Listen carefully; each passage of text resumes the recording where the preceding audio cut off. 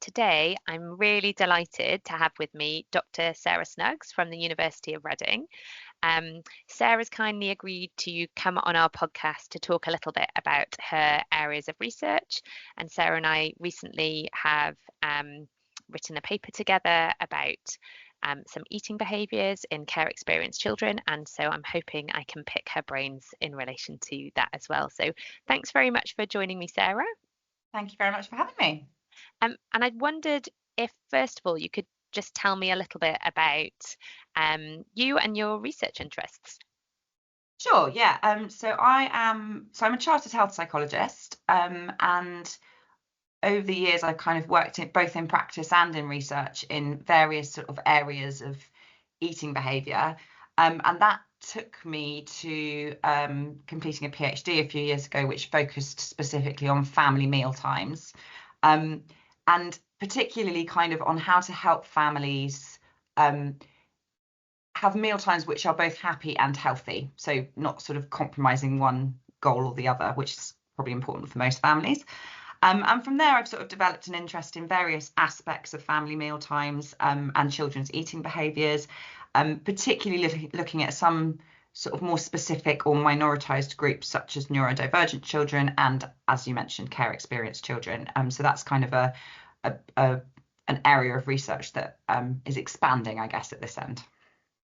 Because I know when we were kind of putting together, we did a little bit of a scoping review, and I suppose from my position, from a kind of practice perspective, eating and food and meal times is often something that comes up a lot anecdotally with our families as being kind of hard to manage, or there's difficulties in change. But I suppose when together we were looking at the literature, what we found was there's not loads out there, Not a right? lot is what we found. Yeah, Yeah. indeed. And I think, I think that is what really came across. And actually, we did it kind of informally to start with, didn't we? And then sort of thought Yeah. this is worthy of a paper because nobody really has put all the evidence together.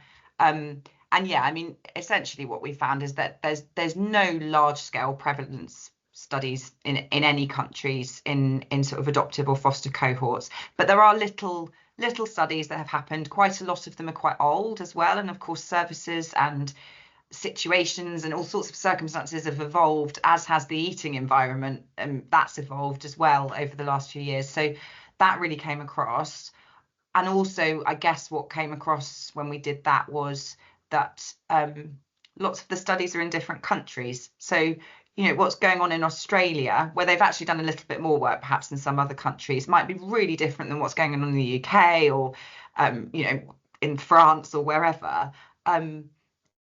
But what we did find is that actually, and that's kind of the reason we were doing this scoping review, is that if you put it all together, you start to see some patterns emerging, which are perhaps a little bit more consistent. You mentioned, yeah, that some of the kind of the anecdotal things that you hear relate to difficulties in eating. And I guess one of the questions is, why is it important to look at this cohort separately from other children? Yeah. And I think it's for exactly that reason, that anecdotally, yes, it does seem that some of those patterns of eating challenges, problematic eating, as we might call it, are a little bit different in this cohort. And there are probably some quite sensible reasons for that. And that's why we might like to look at how to support families a bit differently than perhaps just the one size fits all, what help is already out there for parents who are struggling with their children. And when you talk about problematic eating, just in simplistic terms, what are the kind of things that come under that umbrella?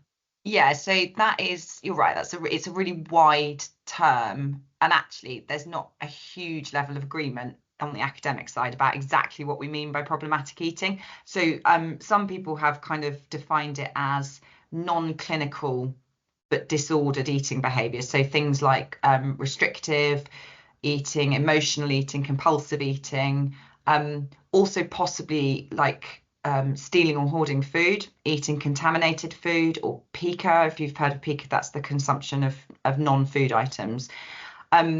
But then, other definitions focus more on the sort of behaviour rather than the consumption. So things like disruptive behaviour, not being able to stay at the table, attention seeking, refusing food. so I guess where everybody agrees is we're not talking eating disorders. We're talking Yeah, more that sort of subclinical idea of there are some difficulties and some challenges. I also kind of, in a bit of my research, I think I've really started to understand and unpick the difference between what is problematic. Problematic's in the eye of the beholder a little bit. Like, what is yeah, problematic in terms of it might be problematic because a child is physically receiving a very unhealthy diet, for example, and that's got long-term health outcomes. Or is it problematic because I find it very annoying that my children can't stay at the table? And actually, for another person, they might not find that annoying at all, and they just are pleased that they're sitting there eating. So unpicking all of that is quite complicated. But fundamentally, I see it as challenges in the eating environment which are not related to disordered eating or eating disorders. I think that's really helpful. And I suppose, again, bringing in that kind of knowledge and experience from adoption practice, one of the things Mm. I suppose around eating is that idea of family life, isn't it? And it being really central to it's something that happens 3 times a day, if not more. And once it becomes problematic, whether that is that the child is refusing to eat or um, in meal times feel really fraught, that is a huge then proportion of your family life where you're under significant stress. Absolutely. And I think in other research we've done, we've also seen parents feel quite a huge sense of guilt that they can't kind of comply with this ideal family mealtime. And actually, often when they've sort of worked through that and kind of almost given up on it, they've found themselves being much happier. So, for instance, some families who've realised that one anecdotal idea I was once described by a parent was this idea that family mealtimes, they were just too stressful. Trying to get everyone to eat the same thing was too stressful for a number of reasons. But so what they did is they had a family hot chocolate in the evening every day instead. So they recreated that idea of the sort of connectivity that you get from a family meal and the communication and the sort of the environment, the ability to talk about your day, all of those things, but remove that pressure of food for a little while. And so there are things you can do without compromising the family mealtime, I think. And I think that's really important to kind of remember that you don't have to throw the idea out of the window, and you can still get some of the benefits of family mealtimes perhaps in different ways. And there's other tweaks I've heard people do, like they perhaps will have breakfast together but not dinner because the food types are different, or sometimes they will just eat in separate rooms and then come together at the end and have a chat or play a board game. You can recreate this stuff, but yeah, I completely agree that family mealtimes, they're a really big part of life, and they happen 3 times a day. Like, if that's a stressful time, that makes for quite a stressful environment more broadly. And then throw in snacks, you're like, it's all Yeah, day kind of thing. absolutely. And I think sometimes we find as well for some of our families, particularly just after a child has joined the Mm, family, when they've moved mm. in from them, that can be a kind of point where food can become a bit of an issue. And again, kind of anecdotally, some of the stuff that we'll often be saying to our families is, you know, this child is in a situation that was completely out of their control. They might not have wanted to move into a new Yep. family. They were probably feeling very happy and settled where they were before with their foster family and their living environment. Everything is new and difficult, and feels really overwhelming for them. And actually, food then can become a really simple area of control. And I don't know if that rings true with some of the um, research in the area about that kind of that use of control based on experience. Definitely. I think, we've started to look at the reasons why in this particular group of children, so children who are either in foster care or have recently moved into adoptive care, um, why they might have particular challenges with eating. And I think absolutely control is part of that. And I think part of the complication and perhaps part of the inconsistencies in the patterns is around the fact that there's so many different reasons why these particular children might struggle with food.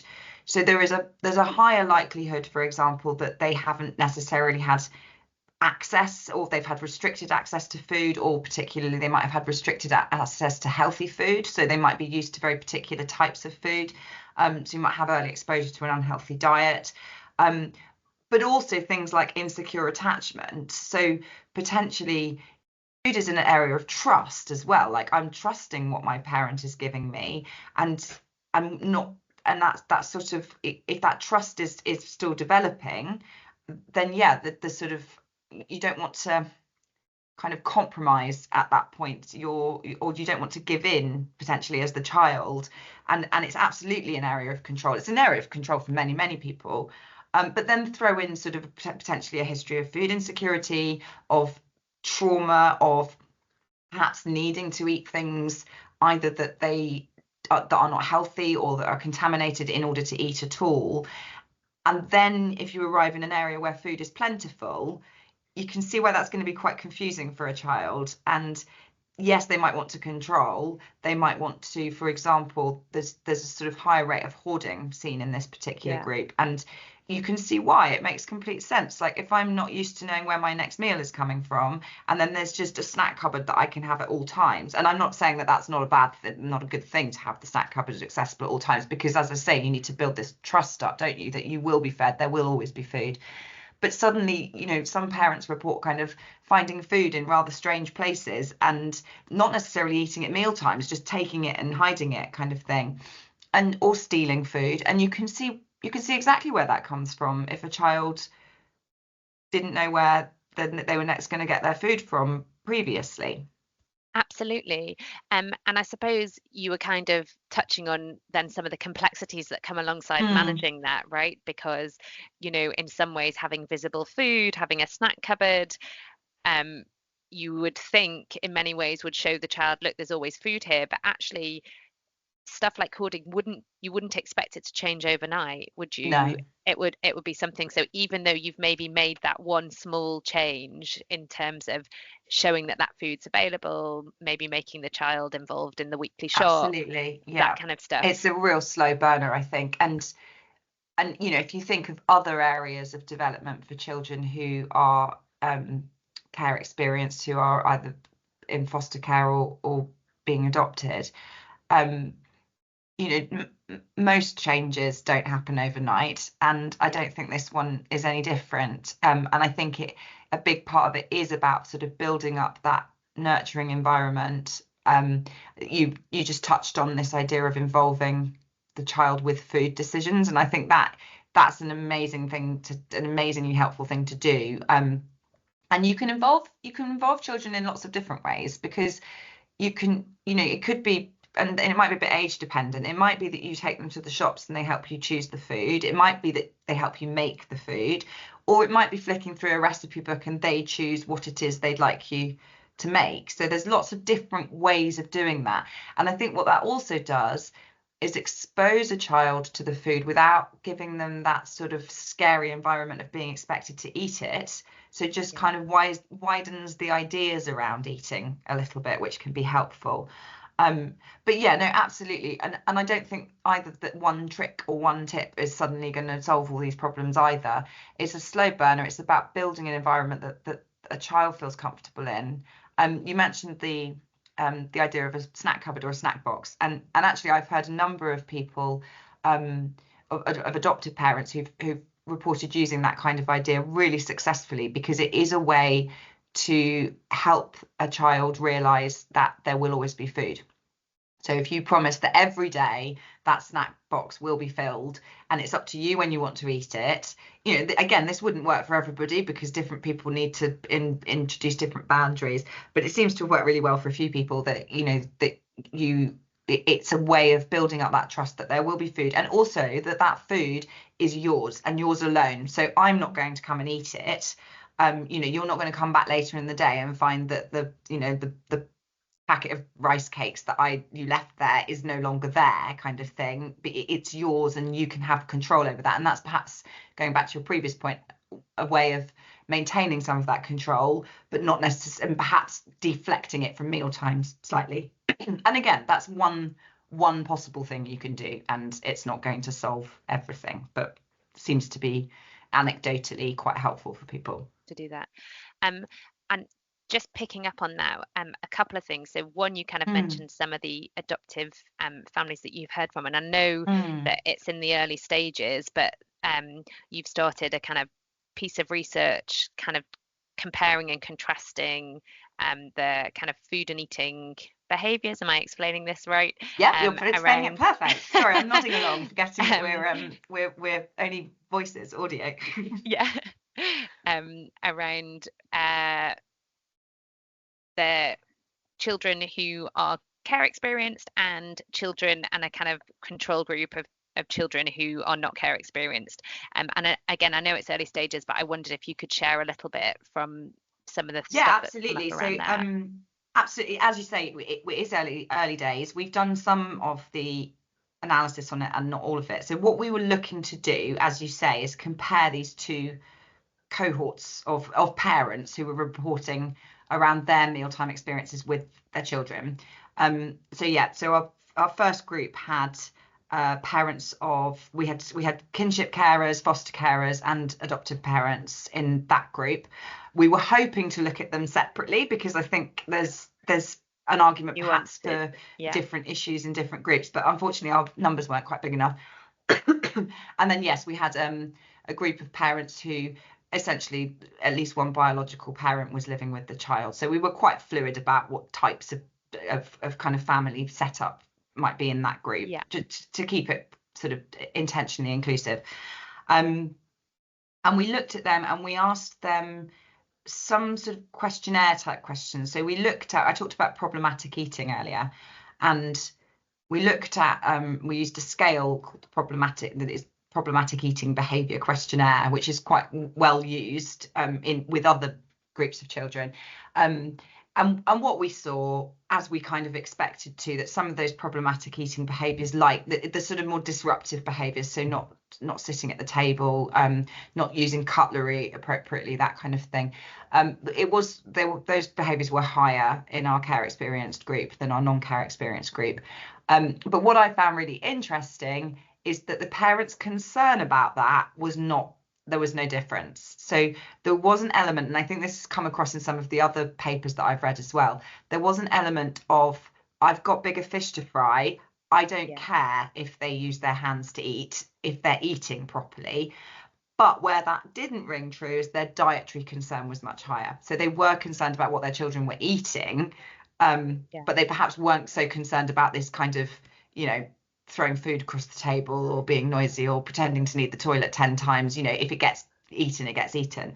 So we looked at that, but we also asked some questions around, what parents found challenging in meal times.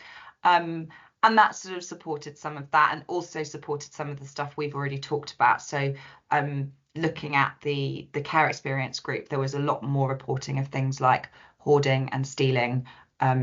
It's still a small proportion of this group doing this, but it's notably, we had over 100 in each group, so it's notably more frequently reported in that group.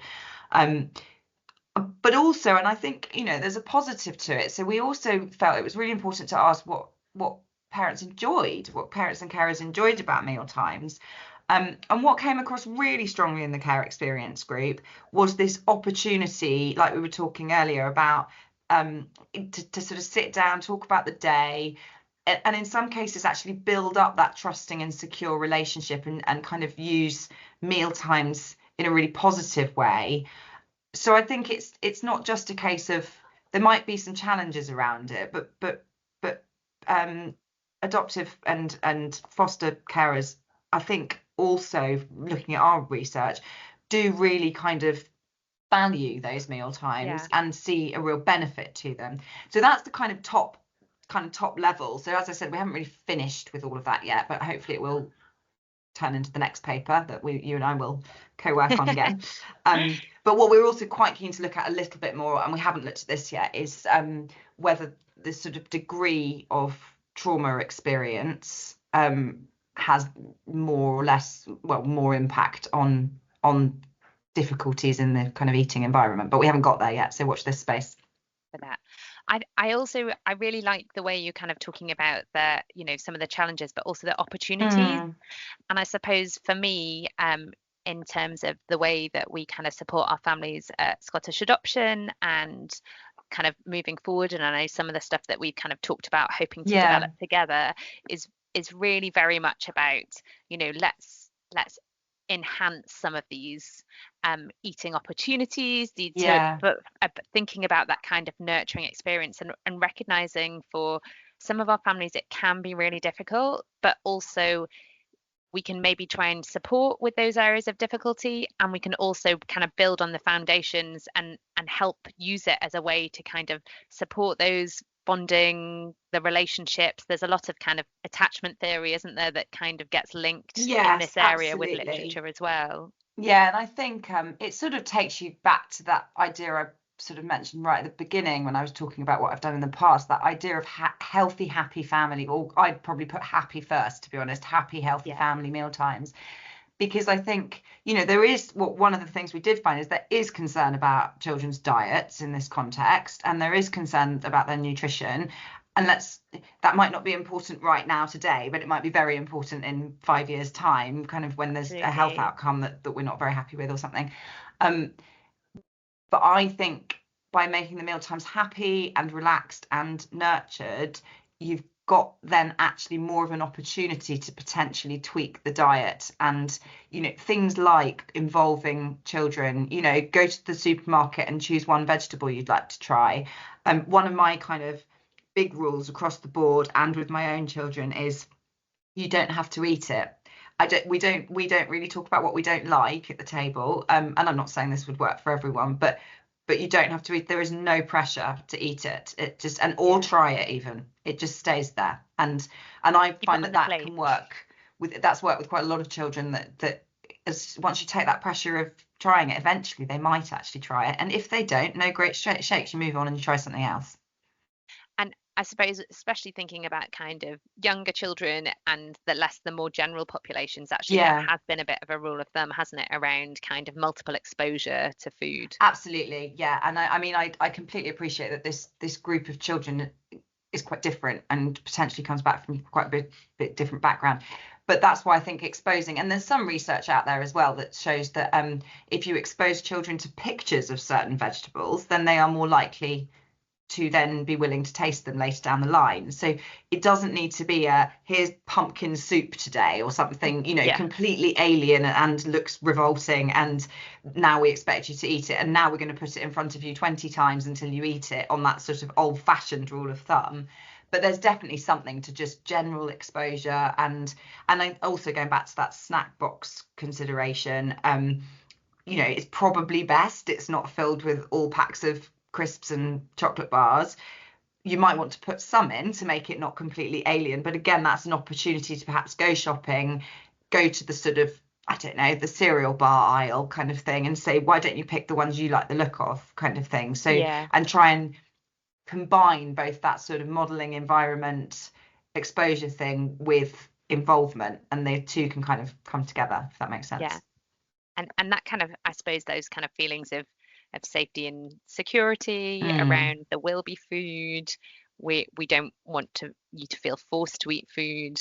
Um, we want to provide it. And ultimately, for most families in general, and I suppose in particular, the kind of adoptive and fostering families that we would work with, like they want to provide that basic need for children. It's something. of course, and I did a different piece of research years ago, and we were trying to look at parents' priorities on and what their goals around mealtimes were, and we did various statistical things, and the one thing that never came out was healthy. Like, we were like, where is this gone? Like, why are Yeah, parents not saying that they want their children's meals to be healthy? And when we dug into it a little bit more, it was basically because it's a universal goal. Like, because everybody, just, it goes without saying for yeah, everybody that of course we'd like our children to eat healthily, that no one really kind of mentions it or responds to the questionnaire quite the way you expect them to, because they're not seeing that as their priority. Their priority might be de-stressing the table, kind of thing, or whatever it yeah, might be. But actually, it's such a universal thing that we all things being equal, would like our children to eat healthily. Now, this afternoon, I might not care about that because I'm in a rush and I need to whip them off to McDonald's or whatever it might be. But as standard, of course, we all want that.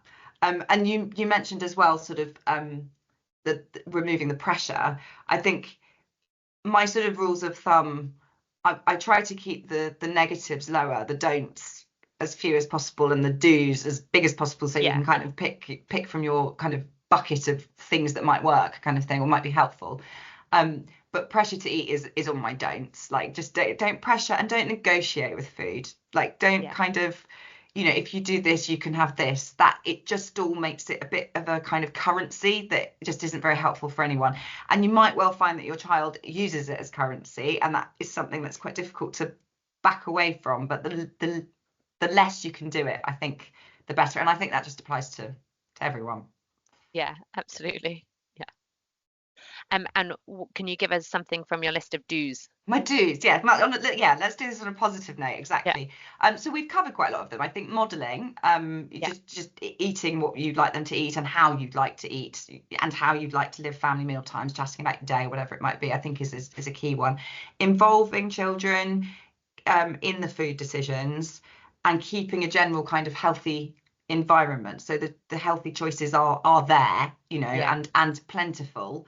We talk about availability and accessibility a lot, and availability is all very well, that it's there and it's available, but actually quite often what we want to see with children is accessibility, so that is it that there's carrots in the drawer, or is it that there's chopped up carrots on the table that they can help themselves to when they want, kind of thing. And that's the kind of Sure. distinction between those two things.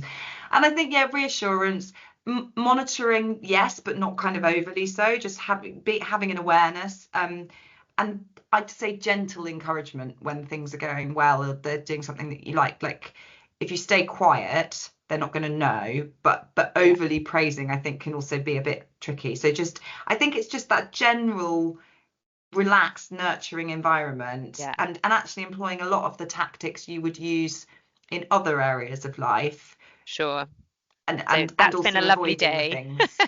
Sorry, I missed that one. It's been a lovely day. What a nice meal we're having. Yes, exactly. And the bit I really liked about that was when you told me this, we can ignore the Yeah. fact that perhaps you threw the food across the room or whatever it Yeah. was, kind of Yeah. thing. We'll focus on the positive. Yeah. Yeah. And Yeah. I think, yeah, and as I say, I try to keep the don'ts as limited as possible, but I think that pressure and just using it emotionally and negotiatey kind of thing, it can be quite problematic. And I suppose one thing that's kind of standing out when we're talking about all of that is Mm, um obviously there's this kind of basic idea that I really like the way you were saying there's this universal understanding that mm, everyone wants their children to kind of eat well, to mm. eat and to be healthy. Um, and actually I think sometimes for the families that we work with, it can really feel very demoralizing if you feel like you're failing in that area. Absolutely. Yeah. And that's again why I think this conversation is so important. I think hopefully kind of developing some resources for families is really important because um, they're not alone, are they? And they Absolutely not. shouldn't feel like they're failing. Absolutely. And it's not just these families that are struggling. Like, Yeah, so many people struggle with their children's eating. I think parents carry such a level of guilt around their kids' diet and things. yeah, And so I guess, yeah, what should also be in my sort of green bucket of do's is just being a bit nicer to yourself and kinder to yourself, and sort of celebrate the small wins. And it's no one gets it perfect. So just having an environment that you're broadly happy with is a brilliant yeah, place to be.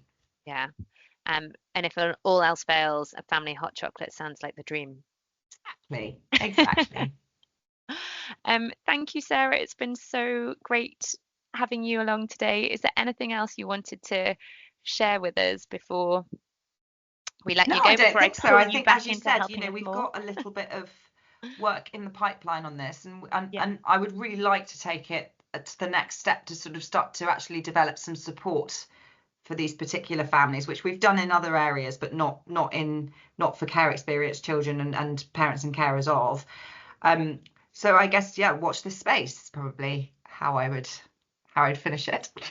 brilliant. Well, thank you so much for your time today. We've really enjoyed having you along and look forward to continuing working together. Absolutely. Thank you for having me.